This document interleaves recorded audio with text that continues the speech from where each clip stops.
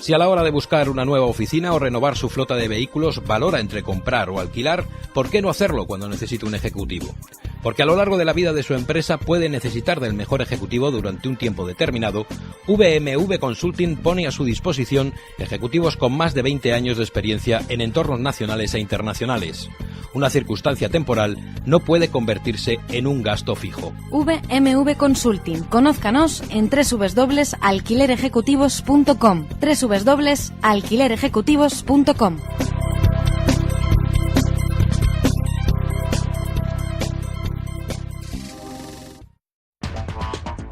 En Visión Global, la tertulia de los negocios.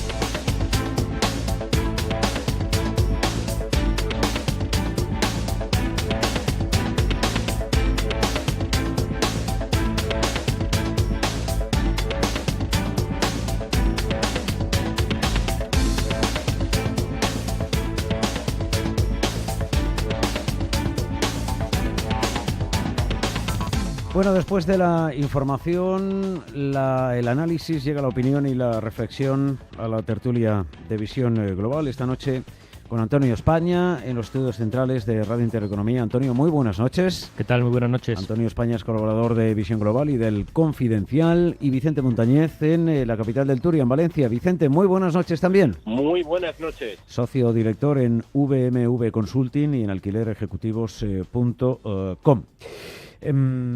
Tema del día siguen siendo las pensiones. Hoy, a propósito de la comparecencia en la Comisión del Pacto de Toledo, a petición propia de la ministra Fátima Báñez, para dar cuenta de sus datos o cifras de la Seguridad Social. Digo de las suyas porque hemos consultado con algunos expertos y, en fin, varían mucho, en función de si son oficiales o no son oficiales. Dice la ministra que todo va muy bien, que, en fin, en el 17 vamos a cerrar con un poquito más de agujero, 18.000 y pico millones, pero que 2017 es el año en el que se ha empezado a revertir la cuestión. Aunque en un momento determinado ha dicho algo que, en fin, llama mucho la atención. Dice que es necesario 6 trabajadores en activo para pagar una pensión. Esto, en fin, ya no son mileuristas, son medio mileuristas, ¿no? Si esto es así. Vicente. Sí, claro, es que esto es así. Es decir, es que la realidad es que con la intentar contratar a toda costa y mejorar la competitividad a base de la continua bajada de salarios, pues lo que nos estamos encontrando es que hoy el mileurista es un privilegiado y, por contra, aquellas personas que perciben una jubilación o que la han percibido a lo largo de los últimos años, pues es gente que se han jubilado con unos sueldos previos a los de la crisis y, por tanto, tienen unos derechos adquiridos y tienen una pensión, pues que puede ser perfectamente 4 o 5 veces la cantidad que se acaba recaudando en concepto de seguridad social por todos y cada uno de los trabajadores. Yo os daré un dato simplemente para que veamos lo tremendamente insostenible que han sido las declaraciones de la ministra de hoy, que por otro lado nos tiene ya acostumbrados. Pero vamos a hacer una reflexión muy simple. Todas las personas que se han incorporado a lo largo de los 3 últimos años al mercado laboral lo han realizado con un salario medio de 14.200 euros brutos anuales. Esto quiere decir que aproximadamente la cantidad que percibe la Seguridad Social, de forma anualizada también por cada uno de estos señores, es aproximadamente unos 4.500 euros. Euro arriba, euro abajo. Bien, pues si calculamos el déficit de la Seguridad Social, que podrían ser tranquilamente a fecha de hoy de unos 20.000 millones, si bien es cierto que esto seguirá creciendo, pues la regla de 3 es muy simple, la proporción también, es decir, necesitaríamos meter 4 millones de personas a trabajar, ¿de acuerdo? Es decir, tener paro no cero, sino que además no solamente no tener a nadie desempleado, sino importar gente, para que con la única medida que plantea el gobierno, que es la creación de puestos de trabajo, seamos capaces de pagar el sistema de la seguridad social mañana. Es decir, algo hay que hacer. Lo que sucede es que quién es el político que le pone el cascabel al gato y que empieza a restar votos de su campaña política, claro. A ver, Antonio. No, sí, La aritmética es muy clara, ¿no? Y que no intenten... El papel lo aguanta todo, siempre se ha dicho, pero... Sí, pero la aritmética que acaba de comentar Vicente es demoledora. ¿Sí? No hace falta tener grandes sistemas de cálculo actuarial para llegar a esa conclusión. Simplemente es patente, y desde luego lo que no podemos es caer en la trampa que nos tienden de compararlo con el PIB. Claro, como el denominador sube, baja el ratio, y por eso se supone que el déficit es menor, que es mentira. O sea, el déficit sube en más de 200 millones de euros, y de hecho se acerca prácticamente a 19.000 millones de euros. O sea, que de mejora nada. Lo único que sí, que es verdad que el PIB está creciendo y el déficit crece menos que el PIB, pero como si lo comparamos también con el déficit con el PIB de Estados Unidos, ¿qué sentido tiene comparar el déficit de las pensiones con el PIB? Si tuvieran, porque no tienen ninguna relación. Entonces, es cierto, desde luego no podemos esperarnos sentados. Mejor esperemos sentados a que lo solucionen los políticos, porque precisamente la crítica que le están haciendo a la mayoría de los partidos de la oposición es pues la no revalorización de las pensiones con la no indexación al IPC, con lo cual así de difícil forma se va a arreglar el problema de las pensiones, sino que se va a agrandar aún más. Siempre lo hemos comentado aquí, el tema de las pensiones es un tema a solucionar no en 4 años, no en 2 legislaturas, sino que por lo menos se necesitan 20 años para solucionarlo de una forma muy gradual. Pero ¿por qué no hacen caso a los técnicos? Los técnicos, en fin, han hecho informes y lo tienen claro. Es decir, el diagnóstico es evidente, el sistema tiene que cambiar. No quiere decir eso que tengamos que eliminar las pensiones, etcétera, etcétera. No van por ahí las cosas, sino que el modelo como tal tiene que... en el modelo tiene que introducirse determinadas derivadas para que sea sostenible. Todos queremos que sea sostenible. No creo que haya ni uno solo que no quiera que sea sostenible. Probablemente, en fin, no sé, a lo mejor las empresas privadas que se dedican a esto, etcétera, etcétera. Pero bueno, entre los españoles no creo que haya uno solo que quiera que el modelo no sea sostenible. Pero los técnicos están diciendo hay que incorporar determinadas cuestiones para hacerlo sostenible. Vamos a ver, Manuel. No sé, yo es que el debate lo veo también relativamente claro. Es decir, vamos a ver, ¿quién dijo que no puede tener déficit la seguridad social? Esto de entrada es algo que se ha vendido y tampoco tiene por qué, porque tampoco debería de tener déficit una comunidad autónoma o tener déficit un ayuntamiento, y se tiene, ¿vale? Con lo cual, lo primero que habrá que plantearnos es qué modelo queremos, ¿de acuerdo? Y si somos capaces de... hacerlo autogestionable, o por contra necesitaremos habilitar partida en los presupuestos generales del Estado para el mantenimiento. Y eso es una decisión política, como se quiere hacer. Lo que sucede es que con un nivel de endeudamiento como el que tenemos y con la trampa que se está haciendo en estos momentos, que básicamente es yo presto el dinero de Hacienda a la Seguridad Social y por tanto no me computa como objetivo de déficit público y Bruselas no me tira de las orejas, esa trampa tampoco se puede aguantar mucho tiempo, ¿vale? Que esto es básicamente lo que más nervioso les pone a aquellos que lo tienen que gestionar. Es decir, bueno, pues tendremos que ver qué optamos por pagar y qué no optamos por pagar. Esto lo primero, es decir, ¿vamos a pagar pensiones sí o no? Si hay que pagar pensiones hay que reducir gasto de otro sitio. Pero a mí, yo creo que en esta tertulia lo hemos comentado en muchas ocasiones. Es decir, es que otra de las grandes reformas que hay pendientes es una reducción del coste de la administración pública, que tiene unos salarios totalmente desconectados con la realidad empresarial de todos estos que no llegan ni a mileuristas que estamos viendo, que tiene una paramenta tremendamente costosa y que en un momento dado vamos a tener que tomar la determinación de si queremos seguir pagando pensiones o Estado de las autonomías, embajadas y todas estas historias. Esto es una decisión política, esto no es un tema técnico. El técnico lo que le puede decir claramente es, oiga, usted tiene 2 problemas o tiene 3 problemas. Uno es, que tiene usted una población mucho más alta y que percibe más pensiones que los que tienen trabajando. 2, que tiene una inversión de la pirámide poblacional, ¿de acuerdo? Y 3, que el sistema, pues que además la gente dura más años. Y en la medida en la que dura más años usted va a tener que estar pagando esa misma cantidad durante mucho más tiempo a la misma persona. Esto es un problema técnico. El cómo se afronta es el problema político. Y ahí nadie está dispuesto a asumir el riesgo electoral, Manuel. Sí. A ver, Antonio. Sí, vamos a ver. Bueno, primero, los técnicos no incorporan en sus estudios las encuestas electorales, con lo cual claro, difícilmente... Claro. Aquí la cuestión es lo político. En cuanto entra lo político, en cuanto pasa de los técnicos al secretario general o a un ministerio, pues entonces ya todo se para. Hay una brecha, eso sí que es una brecha digital importante. Luego, los políticos, o sea, claro que estamos preocupados por la sostenibilidad de las pensiones, pero es que al político hay una sostenibilidad que le importa más, que la sostenibilidad de su puesto de trabajo, de su electorado, con lo cual de su cortijo. Hace incompatible. Entonces, ¿quién humanamente va a trabajar hoy y va a sufrir hoy un coste político para algo cuya solución la va a disfrutar probablemente no su sucesor, sino el segundo o el tercer sucesor que va después?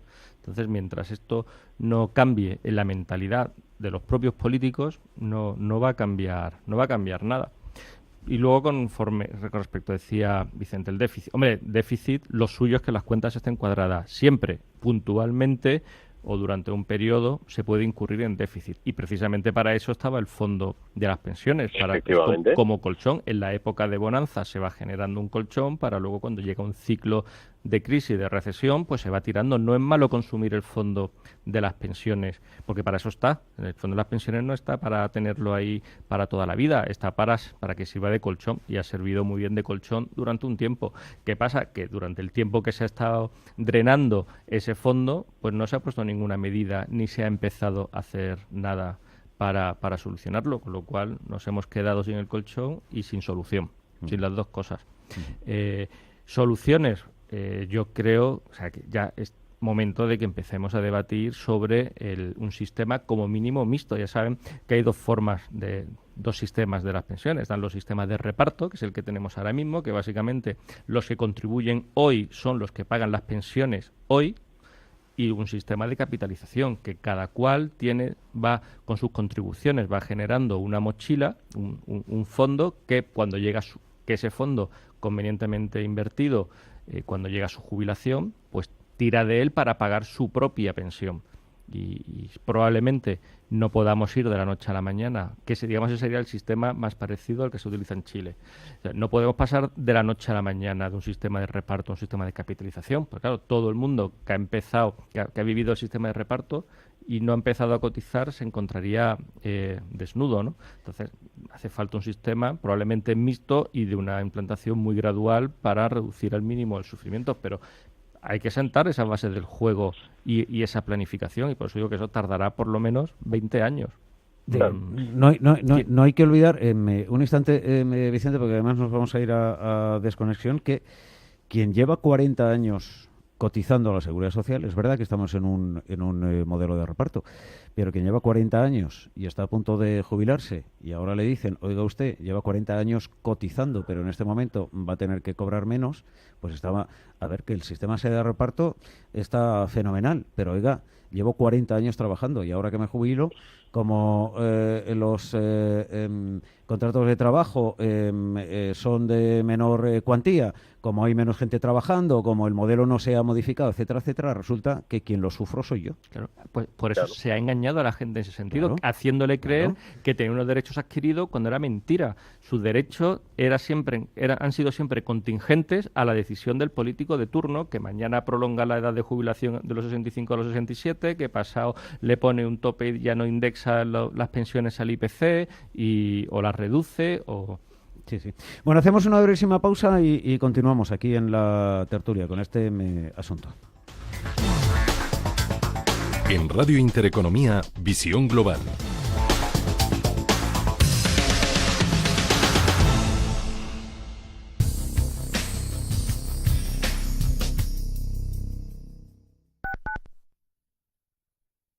Descubre una mejor forma de invertir con Finanbest, agencia de valores. 50.000 fondos seleccionados para ti, monitorizados día y noche, con menos costes y más rentabilidad, en asociación con el mayor banco de Europa. Entra ahora en finanbest.com y gestiona tus ahorros en un solo clic. Disfrutar de Carlos I, el brandy Gran Reserva número 1 en el mundo, es descubrir un placer único. Su artesanal proceso de elaboración y su lento envejecer en barricas de roble americano que contuvieron vinos amontillados y olorosos de Jerez le otorgan su sabor aromático con notas de cacao y vainilla que combinan en perfecta armonía para hacer de Carlos I el rey de los brandis. Intereconomía. ¿Conoces el restaurante Sidrería Donosti en Madrid? Sí, en el barrio de Argüelles, el de la sidra natural de Astigarraga. Y el de la mejor tortilla de bacalao, el chuletón, los pescados a la parrilla y muchas delicias más de la cocina vasca. Sidrería Donosti, Luisa Fernanda 21 en Argüelles. 91 540 1976. sidreriadonosti.com. Te tratarán como en casa. Yo creo que ese es uno de los grandes cambios en el mercado inmobiliario después de la crisis, que antes, durante el boom, era todo subía, daba igual donde estuviera la casa, cómo fuera la casa, o sea, estaba esta mentalidad de que hay que invertir en vivienda porque siempre se va a revalorizar, se ha visto que no, y hoy en día, claro, el inversor no compra para especular, compra para alquilarlo porque ve que ese es otro gran cambio que está ofreciendo unas rentabilidades que ahora mismo no encontramos en los mercados financieros. Foro Inmobiliario. Cada jueves a las 11:20 de la mañana en Capital Intereconomía. Con Susana Criado.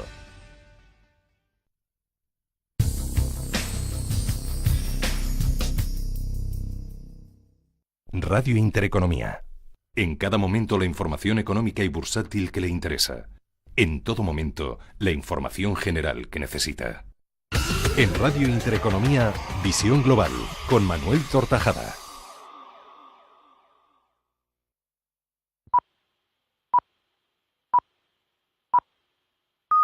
Son las señales horarias de las 9, las 8 en la Comunidad Canaria. Estamos en la tertulia de Visión Global en Radio Intereconomía con Vicente Montañez y Antonio España, reflexionando a propósito de nuestro sistema de pensiones, la seguridad social, lo que se debe hacer, lo que los políticos no quieren hacer y las mentiras que nos cuentan constantemente. Hoy ha sido la ministra la que ha estado en la Comisión del Pacto de Toledo, pero ayer el propio presidente del Gobierno, en una entrevista que concedía en Televisión Española, preguntado por este asunto de las pensiones, decía que, en fin, esto es una cosa coyuntural y que esto se resuelve con más empleo y más empleo. Y punto, y de ahí no lo sacas. Oiga, claro. Esto no solo se resuelve con más empleo y más empleo. Esa es una de las variables, pero el sistema necesita retoques en otras variables que son igualmente importantes. Hablábamos hace un instante con Antonio, pues a lo mejor hay que sacar del sistema el pago de pensiones no contributivas y de otros elementos que están dentro del mismo sistema y que eso puede ir vía presupuestos y dejar exclusivamente pensiones en función de lo que es el movimiento laboral en nuestro país, ¿no, Antonio? Totalmente de acuerdo, efectivamente. Todo lo que sea no contributivo al final no dejan de ser políticas sociales, no debe contaminar lo que sería el sistema de previsión social de las pensiones de los trabajadores que están contribuyendo. El más empleo es una medida, es una cuestión coyuntural que puede resolver un problema coyuntural. Y para eso decíamos precisamente que está el fondo de las pensiones, para, digamos, achatar las curvas de esas fluctuaciones del empleo y del pago de las pensiones. Lo que no puede solucionar el más empleo es la pirámide de población que tenemos, que ya no es una pirámide, que habitualmente o tradicionalmente se llama pirámide porque en la base, es decir, la gente más joven hay bastante más y hay mucho menos personas mayores. Ahora mismo la pirámide, está entre comillas, tiene una forma de magdalena. Sí. Una magdalena es estrechita en la base, se ensancha más o menos hacia la edad media y luego, lógicamente, también se va cerrando hacia arriba, pero de forma más achatada también. Y esa magdalena cada vez como un soufflé va subiendo y subiendo. Entonces, claro, si cada vez tenemos menos personas en edad activa, por mucho que reduzcamos la tasa de paro, las personas en edad de trabajar y con capacidad de trabajar, pues si son menos, pues difícilmente vamos a resolver ese problema con más empleo, con lo cual hace falta resolverlo de manera estructural, que no coyuntural. Vicente. Sí, totalmente de acuerdo con Antonio, pero es que yo añadiría más.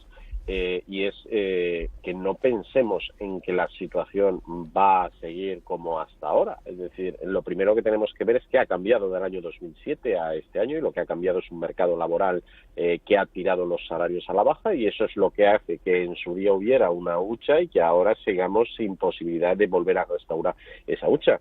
Pero estamos frente a una revolución importantísima donde van a aparecer de forma habitual en nuestras vidas todo lo que es la robótica, todo lo que es la inteligencia artificial, y esto va a tener una repercusión todavía mayor que una crisis sobre el mercado laboral. Y esto obviamente se va a trasladar también a todos los elementos que intervienen en el estado del bienestar y por consiguiente a las propias pensiones. Es decir, es que esto requiere realmente de un pacto de Estado y que se ponga el gobierno, digamos, en manos de los técnicos, se pongan a analizar de verdad, porque el sistema, tampoco a mí me valdría ya un sistema como el chileno, porque sería difícilmente encajable en la casuística de España, ¿no? Con lo cual, a esto hay que darle bastante más vueltas, y esto es lo que lo hace tan sumamente feo, que no haya nadie, y como al final la mente de un político está puesta a 4 años y en el mejor de los casos a 2, que es cuando tiene o autonómicas o nacionales, ¿no?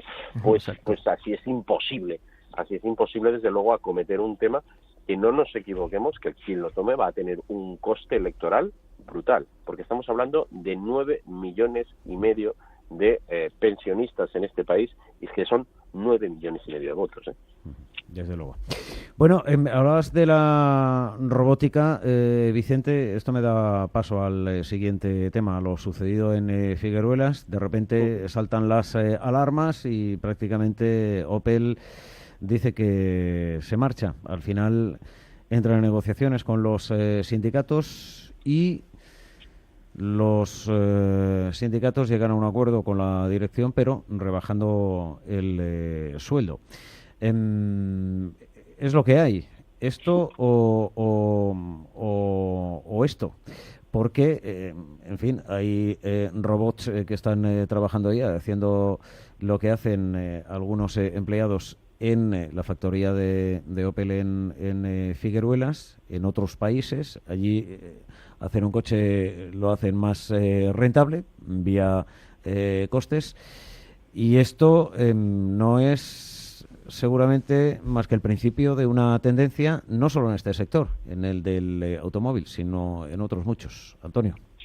Sí, bueno, la robotización y la tecnificación es una tendencia desde la revolución industrial prácticamente, o sea que eso es así, y cada vez los avances tecnológicos pues lo que han venido es sustituyendo mano de obra pues por equipo de capital, y eso es lo que permiten es poder construir un coche. Miremos ese lado del espejo, ¿no? Eso permite construir un coche en bastante menos tiempo, con bastante menos horas de mano de obra, y por lo tanto abaratándolos, y gracias a eso el coche se ha popularizado. Y todos tenemos un coche y no es un lujo. O sea, la robotización no es algo que debamos criticar. Obviamente deja sus víctimas por el camino, como parte de, pues, todos estamos digamos sujetos a la innovación en todos nuestros trabajos. Aquellos trabajos menos cualificados, más manuales, pues típicamente son más susceptibles de ser robotizados. Por eso es tan importante la educación permanente, la formación y el estar buscando el ser no el que aprieta tornillos, sino el que maneja el robot que aprieta esos tornillos. Y hacia eso es hacia lo que debe tender la sociedad. Bueno, y hacia ahí tiende, si miramos por parte del consumidor, Vicente, tiende al low cost. Indudablemente, pero si es que lo hacemos todos nosotros. Sí, por eso digo que yo he escuchado hoy muchas críticas a lo que está haciendo Opel, a que se le baje el salario a los trabajadores, pero evidentemente dentro de esas críticas, al final, si la pregunta fuera ¿va a comprar un Opel por 30.000 o por 12.000? ¿Por qué Opel se decantaría? Y es evidente que se decantaría por el de 12.000, la inmensa mayoría. Si en estos momentos usted tiene la oportunidad de comprar un vehículo con las mismas características por 3.000, 5.000 euros más barato, ¿por cuál se decantaría? Si es que es así. Si es que lo hemos visto también aquí en España, por ejemplo, con la dieselización.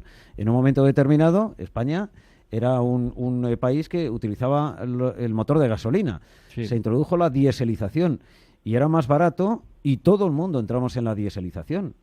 Habrá quien diga, se impuso, no, lo aceptamos y todos compramos coches diésel.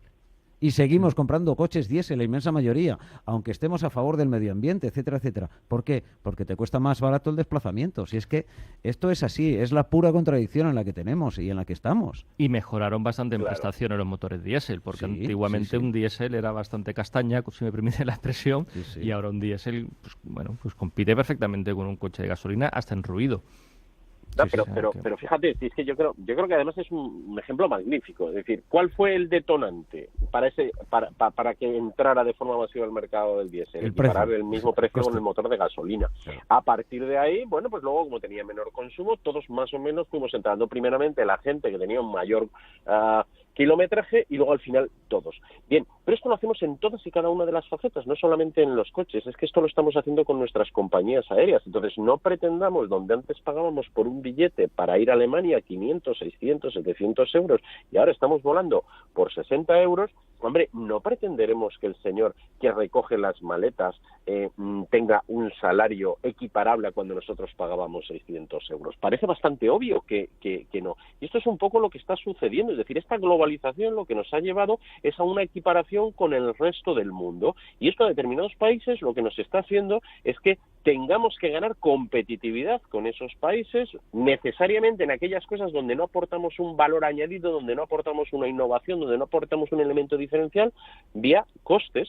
Y claro, hacerlo vía costes supone que muchas de las cosas que estamos acostumbrados vamos a tener que ir renunciando poco a poco. Pero además la solución no es seguir endeudándose y hacer la pelota más grande. El problema es que políticamente lo coherente y lo sensato sería empezar a ir abordando todos y cada uno de estos problemas. Hablamos de gasto social, empezamos a hablar de renta básica mínima y todas estas cosas. Todo esto está muy bien, pero lo que no empezamos a ver es que va a ser muy difícil mantener este estado del bienestar de aquí 10, 15, 20 años, con lo cual la optimización de costes y la mejora de la productividad del sector público es la principal asignatura que tenemos en estos momentos si queremos darle viabilidad al sistema público de pensiones, al sistema público sanitario, al sistema público de educación, etcétera, etcétera. Bueno, pero vamos a ver, hablando del sector privado, solo decimos, los salarios bajan. Y decimos, ¿cuándo van a subir los salarios? Y siempre decimos, pues los salarios son acordes a la productividad y subirán cuando suba la productividad. Pero no sube. ¿Pero de qué depende la productividad? La productividad no depende de cuántas horas le dediquemos a comernos el bocadillo o de que nos durmamos la siesta los españoles o no. La productividad va en relación directa con cuánto capital tenemos invertido, porque una persona, un trabajador, es mucho más productivo con una máquina herramienta que con un destornillador. Y mucho más productivo con un destornillador neumático que con uno manual de los que tenemos en casa. Y eso requiere capital, inversión, robotización, a fin de cuentas. ¿Qué ocurre? Que tiene sus víctimas que permitirá el trabajador que opera esa máquina va a poder ganar un salario muy superior, porque es mucho más productivo, va a poder producir mucho más tornillos por unidad de tiempo que el que está solamente con el destornillador en la mano, pero va a requerir una formación, una capacitación, una cualificación y un reciclaje. Y ese trabajador, contra ese trabajador no va a poder competir en este mundo globalizado que mencionabas antes, Vicente, con el trabajador de India que sigue con el tornillo y que gana un sueldo acorde al nivel de vida que hay en ese país. Con eso no vamos a poder competir. ¿Cómo vamos a poder competir? Invirtiendo en capital, invirtiendo en maquinaria, en robotización y reciclando a nuestros trabajadores para que sean capaces de manejar todos esos robots, sean hardware tipo herramienta o software en aquellos trabajos que son administrativos. ¿Significa esto que va a haber menos trabajo para estos trabajadores? No, porque precisamente lo que permite esta mejora de la productividad y esta mayor tecnificación de la sociedad es producir productos más baratos y que la gente tenga más capacidad para acceder pues a coches, a tecnología, etcétera, pues obviamente aumenta la demanda y hará falta mucha más gente manejando esos robots y surgirán nuevos trabajos de mantenimiento, de de servicios alrededor de toda esta industria. Como ha pasado siempre, la sociedad desde la revolución industrial se ha venido tecnificando. ¿Y hay más trabajadores ahora ocupados o menos que en el siglo XIX o en el siglo XVIII antes de la industria? Hay más. ¿Y nuestro nivel de vida es mayor ahora o es menor? Ahora, cualquier trabajador obrero de una fábrica de nivel muy cualificado seguramente vive mejor que un conde del siglo XVII, ¿a que sí? Pues eso Sí, no podemos verlo, pero lo que no podemos es negarnos a ver, cegarnos y ver solamente el corto plazo. Estoy totalmente de acuerdo, pero aún así vuelvo a insistir, es decir, o empezamos a tomar esas medidas ya, o vamos, o rápidamente se va a invertir. Es decir, es que aquí deberíamos empezar a hablar de cuál es nuestro nivel formativo, qué educación estamos dando en nuestras universidades, cuál es nuestro nivel tecnológico, cuál es la inversión que se está realizando, no solamente en la parte privada, sino en la parte pública. En la parte pública no se está invirtiendo absolutamente Bueno, no hay ninguna política en ese sentido. No hay ninguna política pública en ese sentido, ninguna. No, hay una política de subvencionar a de subvencionar el voto, es decir, digámoslo claro, de subvencionar el voto. Sí, sí. Así es. Y mientras tanto el ministro de Industria está optando a la vicepresidencia del Banco Central Europeo, que está defendiendo sus propios intereses, más que los de España. Bueno, del asunto catalán, ¿queréis decir algo? Estamos ya entrando en un escenario distinto, diferente a vuestro juicio. A ver, Vicente. Yo, mira, no... Lo he dejado para el final, ¿eh? Ya, no voy a entrar en los SMS y tal igual, pero da la sensación de que estamos entrando en un nuevo escenario, ¿no? Yo sinceramente no lo creo. Es decir, ¿no? me cambiarán de collar, o me cambiarán de galgo, pero no me cambiarán de collar. En definitiva, aquí estamos intentando banalizar mucho un problema que es realmente complicado. Aquí no se trata de si al final es Puigdemont el que va a salir o va a ser el otro, o si Esquerra Republicana. Mira, vamos a ver, tenemos un problema real, y es que tenemos el 20% del Producto Interior Bruto en estos momentos sin gobierno, pendiente de los juzgados con lo lenta que sabemos que es la justicia. Esto nos está pasando factura. Yo no quisiera ser malo en la lectura, pero tal vez esta presión por parte de Opel también tenga que ver algo con esta situación que se está viviendo, ¿no? Entonces, yo creo que el problema va a ser complicado, no va a ser un problema que se vaya a resolver de una forma evidente, y como quiera, probablemente lo que estaremos viviendo es otro episodio de esta larga serie. Pero, sin lugar a duda, parece que vamos a cambiar de episodio, pero ya me gustaría a mí cambiar de serie, y pinta de que no, ¿eh? Yeah.